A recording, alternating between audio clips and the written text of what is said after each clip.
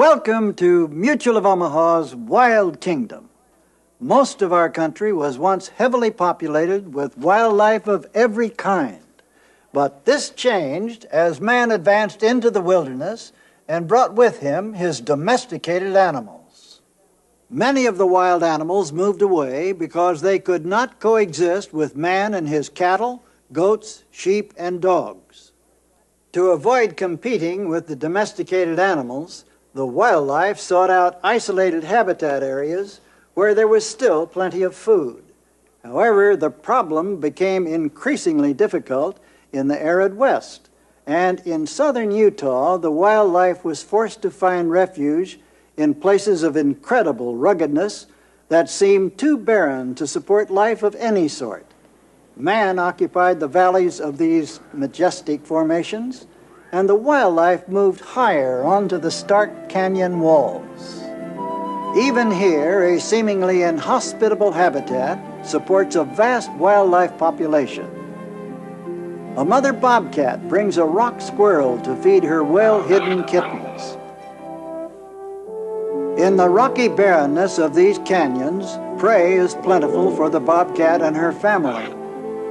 But they are not alone, because these high rocky cliffs are also home for the mountain lion. Here the many caves protect the lioness and her family from the unrelenting sun.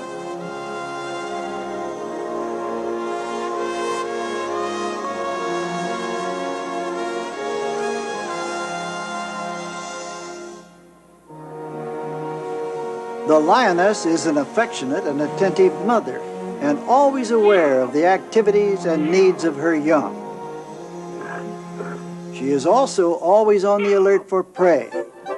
In this case, a ring-tailed cat. Here, where there are many rocky hiding places, the ringtail is safe.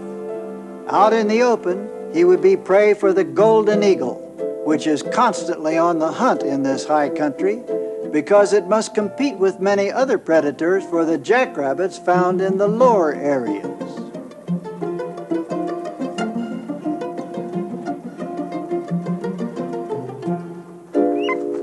This canyonland home of the golden eagle is also the barren home of the desert bighorn sheep, which was driven here by man and his domestic animals, and who is being helped today by men in their helicopters. To tell us how man is now assisting these animals is our field reporter, Jim Fowler. In earlier days, all the valleys of these canyonlands were the home of the bighorn sheep. Today, most of the remaining bighorns are found in a few remote canyons, most of them inaccessible.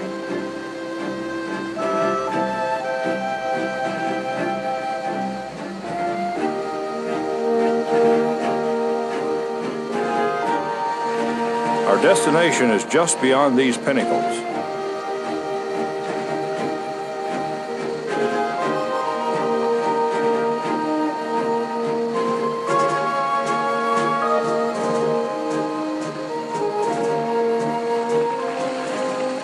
We'll land the helicopter on this ledge near one of the deep draws bisecting this high flat area.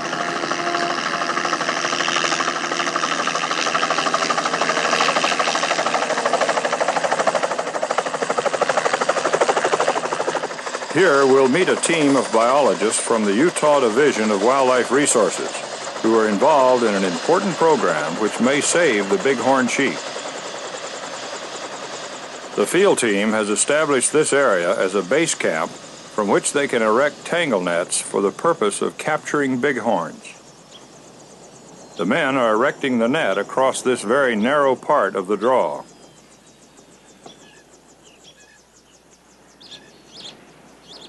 The net is propped up and held in place with poles that will fall easily and permit the net to drop and entangle the animal being captured. Most of these canyons are not inhabited by sheep. In recent years, efforts have been made to relocate bighorn sheep into some of the areas where they once lived in abundance. The man who is heading up the bighorn sheep capture and relocation program is Game Manager Jim Bates. Jim, we spotted some sheep under the rim in a canyon nearby. Let's get airborne and see if we can't start some toward the net. It is difficult to believe that sheep were once easily seen everywhere in this rugged land, but today it takes a helicopter to locate them.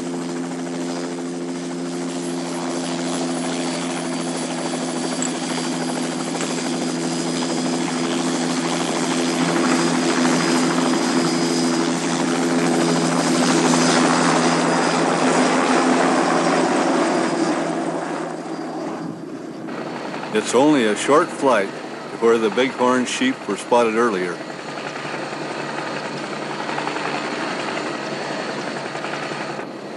This is the high rim of the canyon, and the bighorn should be easy to find.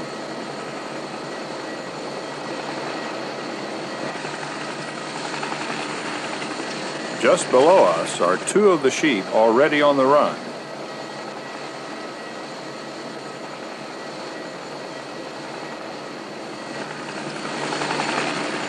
What must be done now is to drive these two ewes out of this canyon and into the draw where the net is set up.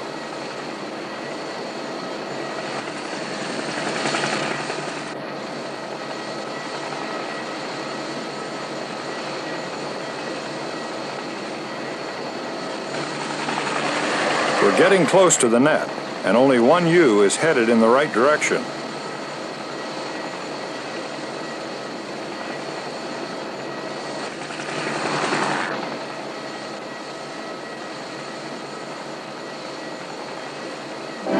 She hits the net at full speed. The men move quickly to make sure that the ewe doesn't get away, but also to see that she doesn't hurt herself while trying to escape. The job up here is finished, so we'll get ready for the next capture.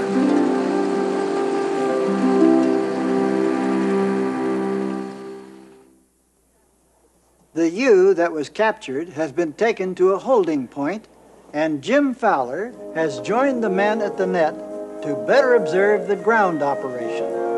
The net must be set up very carefully now, because the next sheep to be captured will be the much heavier and stronger rams. The tangle net is almost reset, and it is very important that the men finish it quickly, so it is in place and ready for a capture soon. Because not far off, Jim Bates in the helicopter has already started his drive.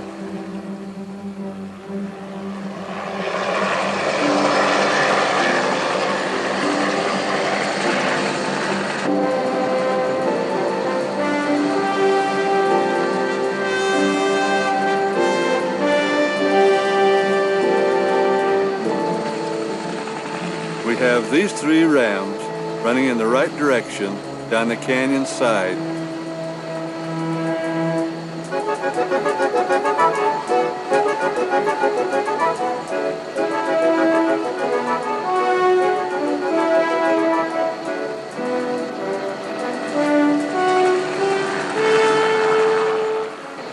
These rams are running together, which is unusual, because they almost always separate and go in different directions when being chased.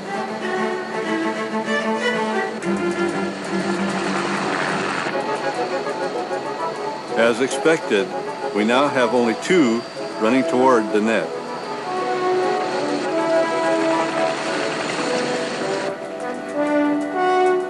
The chopper is getting closer, so it's time to take cover.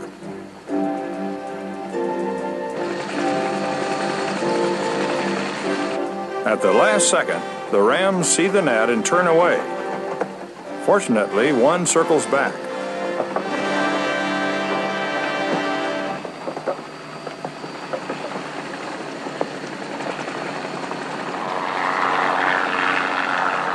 This ram will now be taken off to the side while the helicopter goes after the other ram.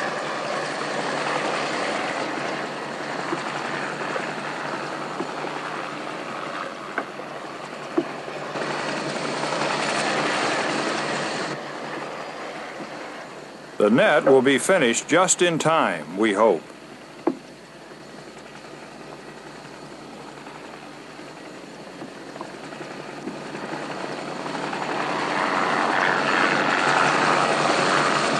there's our second ram of the day.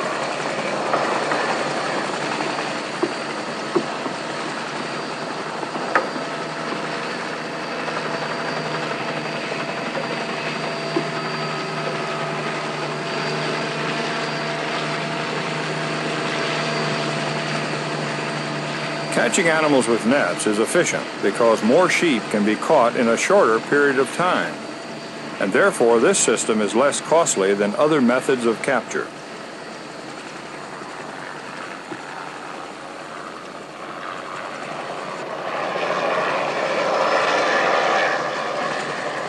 Using a tangle net is safe for the animal. Not a single sheep has been lost in 2 years of capturing bighorns.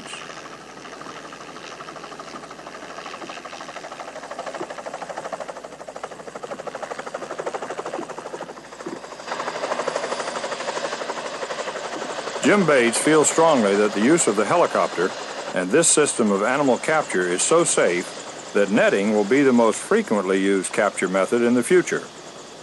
Also adding to the safety is this specially designed carrying bag for transporting the animal.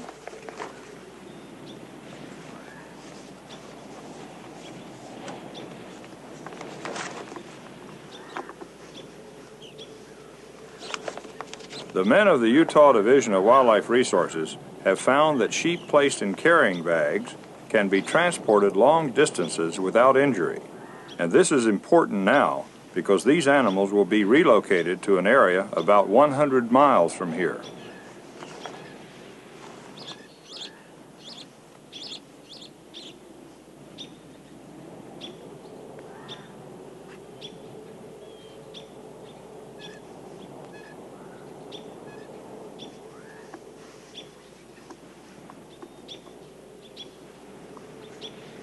If the animal is to be moved to an inaccessible area where there are no roads, it would be transported in a helicopter. However, the 2 rams captured here today are to be relocated to a distant canyon accessible by road.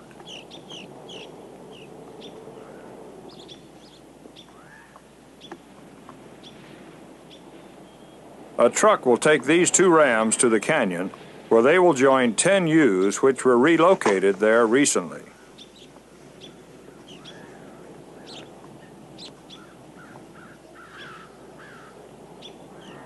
For the trip out of this rough country, as a safety precaution, one of the wildlife biologists will ride in the back of the truck to look out for the rams.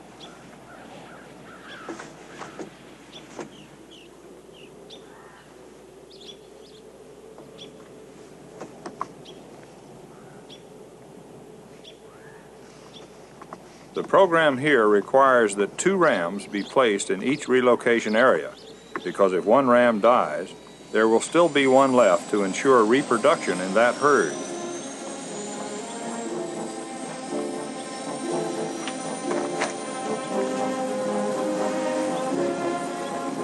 With this second ram loaded onto the truck, the long trip to the canyon is about to begin. There, the bighorns will begin the repopulation of that canyon. There are many, many other canyons that need repopulating, so we will continue to search for more bighorn sheep to add to this highly successful relocation program.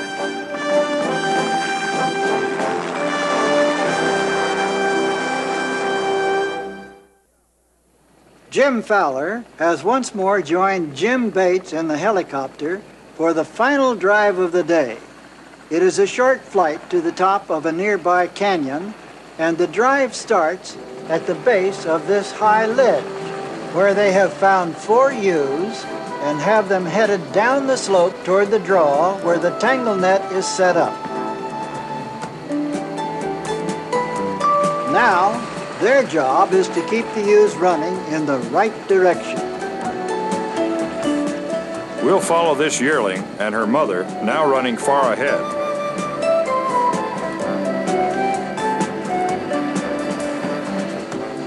The mother is gaining speed and is heading directly for the tangle net.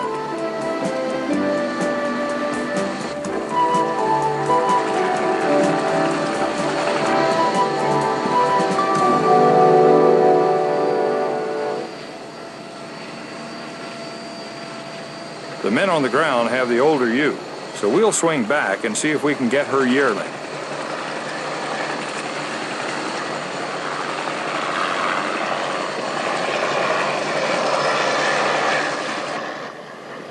Now we have the yearling heading right into the net.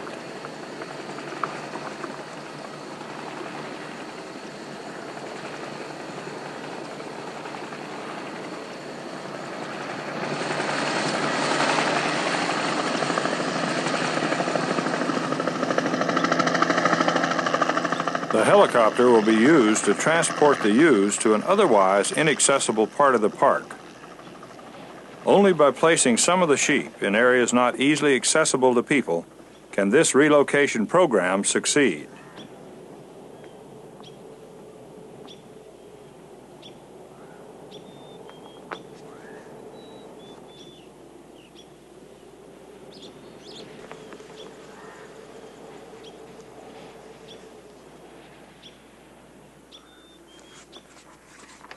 The heavy vinyl carrying bag not only prevents the animal from injuring itself, but it also seems to calm the sheep when they are securely inside.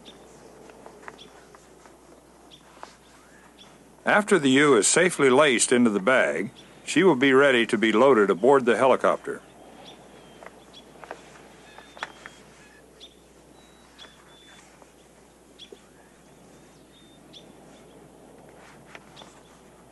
This ewe's destination is a remote canyon where there is no livestock, and where she will join a small herd of bighorns recently relocated from other canyons.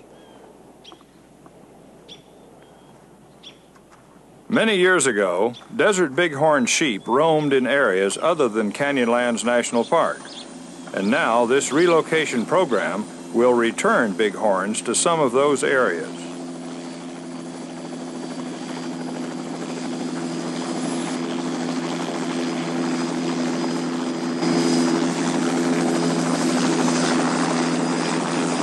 Major efforts like this would not be necessary today if man had been more careful in conserving wildlife during the years his need for land took him deeper into the wilderness of the West.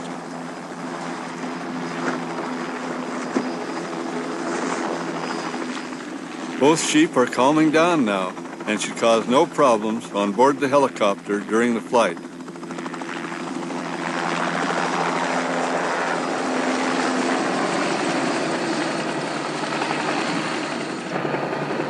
Our flight will take us over some of the most spectacular terrain in all of the park. Here, rocky ridges and steep canyon walls are topped by broad and barren mesas. Though it is not a long flight to our destination, the area is remote because of the intervening canyons and lack of roads.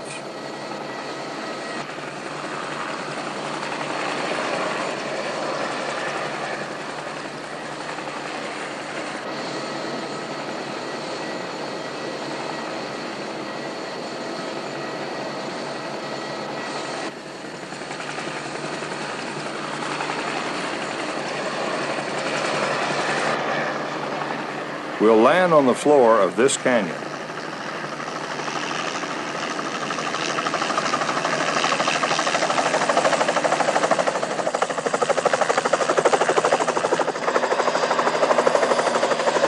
Here, we'll release the mother and daughter ewes.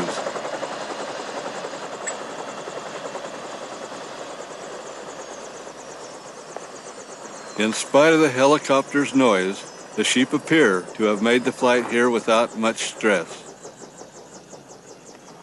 One of the advantages of this method of capture is that waiting time on the ground is short because the animals are not drugged and there are no after effects. They are alert and will be immediately self-reliant upon release. All sheep are released into dead-end canyons to restrict their movements until they adjust to the new area. Bighorns are gregarious animals, and these new ewes should soon be accepted into the herd relocated here earlier.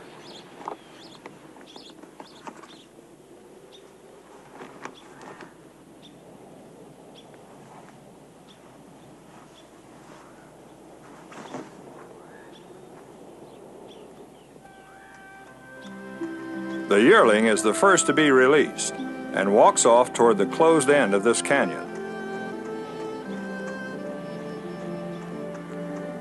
She will not go far because she will wait for her mother. The older ewe has taken the flight well and is quick to move off to join her daughter in their new canyon world.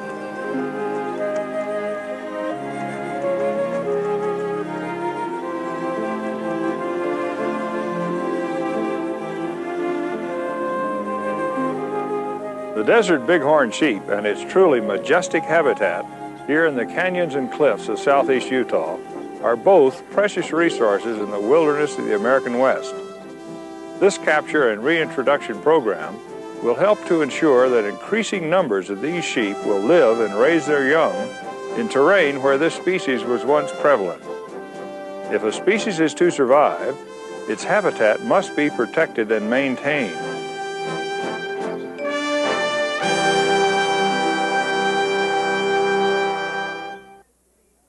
As man's needs increase, there is an unfortunate tendency to encroach on and reduce the size of many scenic wilderness areas and wildlife habitats. The Canyonlands National Park is one of the scenic wonders of the world, and it is areas like this that are being threatened today by the demands of man's progress. These majestic areas must be preserved for future generations now, because once they have been abused, they are forever changed and can never again be quite the same for man or animal. If we preserve these areas, the efforts of men like those involved in this important bighorn sheep project will not be in vain, and these magnificent animals will remain a part of one of the most beautifully scenic areas of our wild kingdom.